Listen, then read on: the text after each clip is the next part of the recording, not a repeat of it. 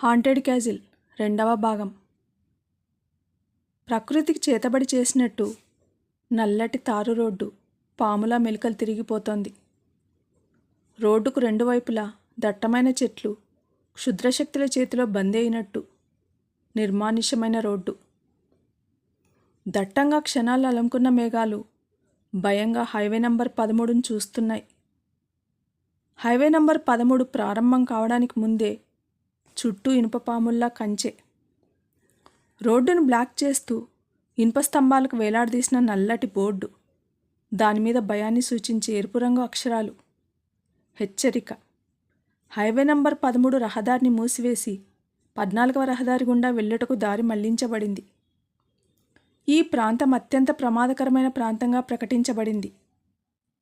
Haunted క్యాజిల్ను సందర్శించడానికి అనుమతి లేదు. ప్రమాదాన్ని కొని తెచ్చుకోవద్దు అన్న అక్షరాలు ప్రమాదం తీవ్రతను చెప్తున్నాయి. చీకటితో చేతబడి చేసిన కాలరాత్రిలో నిషీధిలో వినిపించే భీకర శబ్దాలు. నల్లటి మబ్బులన్నీ ఒకే చోట చేరాయి. ప్రకృతి సైతం భీతిల్లే వాతావరణం. గాల్లోకి లేచిన దుమ్ము ధూళి, అడుగుల శబ్దాలు, క్రీనీడలు, దూరంగా ఒళ్ళు గగురు పొడిచే హాంటెడ్ క్యాజిల్. ఆ సమయంలో సరుకులు రవాణా చేయడానికి సుదూరం నుండి ఆగకుండా ప్రయాణిస్తున్న ఒక గూడు లారీ రోడ్డు పక్కనే ఉన్న చిన్న పూరిపాక లాంటి హోటల్ వద్ద ఆగింది. లారీలో చెవులు చిల్లులు పడేలా పాత పాటలు వింటూ లారీని నడుపుతున్న వ్యక్తి పాటలను ఆపేసి కిందకు దిగాడు. ఖాన్ బాబా చాయ్ హోటల్ అని తగిలించి ఉన్న బోర్డును చూస్తూ లోపలికి ప్రవేశించాడు. ఆ శబ్దానికి హోటల్లో ఉన్న 70 ఏళ్ల వ్యక్తి బయటికి వచ్చి ఆ లారీ డ్రైవర్ని చూశాడు. ఆ వ్యక్తిని చూడగానే డ్రైవర్, బాబా, ఇక్కడ తినడానికి ఏమైనా దొరుకుతాయని అడిగాడు. అప్పటికే సమయం రాత్రి 10 గంటలు. అక్కడ ఒకరిద్దరు తప్ప మరెవ్వరు లేరు. ఆవో బేటా అని పిలుస్తూ ఖాన్బాబా అతడికి ఒక కుర్చీని చూపించాడు. అప్పటికే హోటల్ సర్దేసి ఉన్నందున తాను తినాలని ఉంచుకున్న సమోసాను అతడికి అందించాడు. టీ తీసుకురావడానికి లోపలికి వెళ్ళాడు ఖాన్బాబా. ఆ ప్రదేశాన్నంతటిని కలిగి చూస్తూ అక్కడే వేచి ఉన్నాడు ఆ లారీ డ్రైవర్.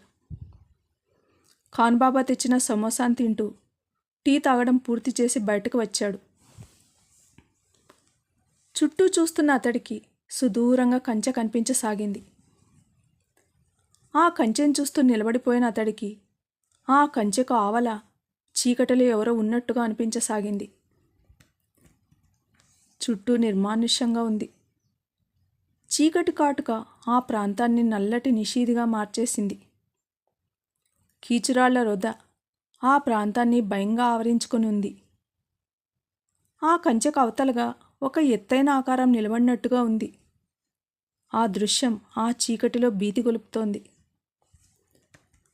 అక్కడికి వెళ్ళి అక్కడ ఎవరున్నారో చూడాలన్న కుతూహలం డ్రైవర్ను పూర్తిగా ఆక్రమించుకుంది. అప్పుడే బయటికి వచ్చిన బాబా ఆ వ్యక్తి చూస్తున్న వైపుగా చూశాడు. ఎప్పట్లాగే కంచె కనిపిస్తోంది. ఆ డ్రైవర్ బాబాను చూస్తూ, బాబా, మీకు ఆ కంచె అవతల వైపున మస్క వెలుతురులో ఎవరైనా కనిపిస్తున్నారా అని అడిగాడు. అలా అడగడంలోనే అక్కడ ఏం జరగబోతుందో బాబాకు అర్థమైపోయింది. ఆ వ్యక్తిని చూస్తూ బాబా ఇలా అన్నాడు, బేటా, ఆ కంచె దాటి వెళ్ళడం చాలా ప్రమాదకరం. అటువైపుగా వెళ్లకుండా చుట్టూ తిరిగి ఇంకో దారిలో వెళ్ళడం నీకు క్షేమకరమని హెచ్చరిక చేశాడు. కానీ ఆ లారీ డ్రైవర్ బాబా మాటలు అస్సలు లక్ష్య పెట్టలేదు. అతడికి ఆ కంచె అవతల ఎవరున్నారో చూడాలన్న కుతూహలం ఆగనివ్వడం లేదు. వెంటనే అక్కడికి వెళ్ళి చూడాలన్న ఆతృతలో లారీ ఎక్కాడు. లారీ ఆ కంచె వైపుగా దూసుకుపోయింది. వెనుక నుండి చూస్తున్న బాబా ఆందోళనగా చూస్తూ వెనుతిరిగాడు. చీకటి క్రమంగా కనుమరుగైంది. తూర్పు తెల్లవారింది. బాణుడు తన కిరణాలను ప్రసరిస్తూ ఉంటే అంతటా వెలుగురేఖలు విచ్చుకుంటున్నాయి. కానీ హైవే నంబర్ 13 నుండి లోపలికి పరుచుకున్న దట్టమైన అడవి ప్రాంతం ఆ వేళ రోజు కంటే మరింత భీతి గొలుపుతోంది. ఆ అడవి అంతా భీతావహ వాతావరణం నెలకొని ఉంది. అంతుచిక్కని కీకారణ్యంలో ఉన్న ఆ దట్టమైన అడవిలో ఎలాంటి పక్షుల కిలకిల రావాలు కానీ మరే విధమైన జంతువుల అలికిడి కానీ లేదు. ఆ భయానక వాతావరణాన్ని మరింత భయానకంగా మారుస్తూ ఎక్కడి నుండో ఒక పెద్ద గుడ్లగూబల గుంపు అడవిలోకి ప్రవేశించింది. ఆ అడవి విస్తరించిన మేర నల్లని కారుమబ్బులు ఆకాశం నిండా కమ్ముకున్నాయి. ఆ కారుమబ్బుల మాటున ఆ గబ్బిలాల గుంపు అడవిలో ఒక చోటుకి ఎగురుతూ వెళ్ళిపోయాయి. అలా అవన్నీ ఎగిరి వెళ్ళి అక్కడికి కొంత దూరంలో ఉన్న ఒక కోటలో ఉన్న బుర్జులలో వాలిపోయాయి. అంతలో ఆ కోట నుండి బయలుదేరిన కొన్ని చీకటి ఆకారాలు కోలాహలంగా అడవిలోకి బయలుదేరాయి. వాటికి కూరలు పొడుచుకొని వచ్చి ఉన్నాయి. క్రమంగా చీకటి పడటం ఆరంభమైంది. ఆ చీకటి ఆకారాలు తిరిగి కోట వైపుగా అడుగులు వేస్తున్నాయి. అడవిలో ఉన్న ఆ నిశ్శబ్దం భయం గొలుపుతోంది. అక్కడికి కొంత దూరంలో ఉన్న హైవే మీద ఒక లారీ నిలిపి ఉంది. ఆ లారీకి కొన్ని అడుగుల దూరంలో ఒక వ్యక్తి పడిపోయి ఉన్నాడు. ఆ వ్యక్తి శరీరం వెండి రంగులోకి మారిపోయి ఉంది. ఆ వ్యక్తి లారీ డ్రైవర్. కొద్దిసేపటి తర్వాత ఆ పడిపోయిన లారీ డ్రైవర్ పైకి లేచాడు. అటు ఇటు చూస్తూ అడవిలో ముందుకు నడవసాగాడు. అతడిని చూస్తున్న గుడ్లగూబల గుంపు అతడిని అనుసరించసాగింది. క్రమంగా అతడు దట్టమైన అడవిలోకి ప్రవేశిస్తూ ముందుకు నడవసాగాడు.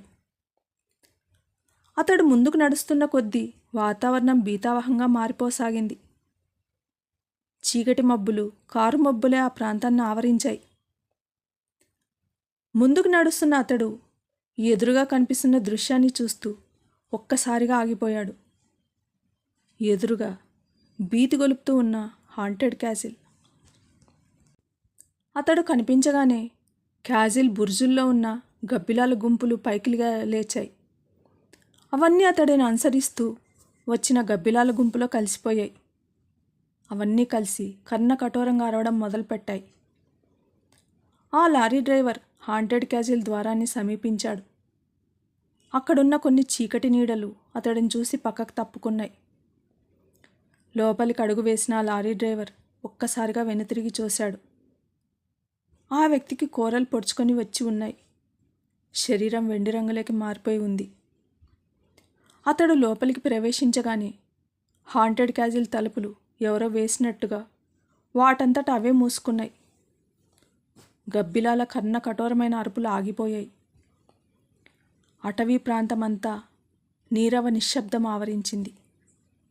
తర్వాత ఏం జరిగింది? వింటూనే ఉండండి హాంటెడ్ క్యాసిల్.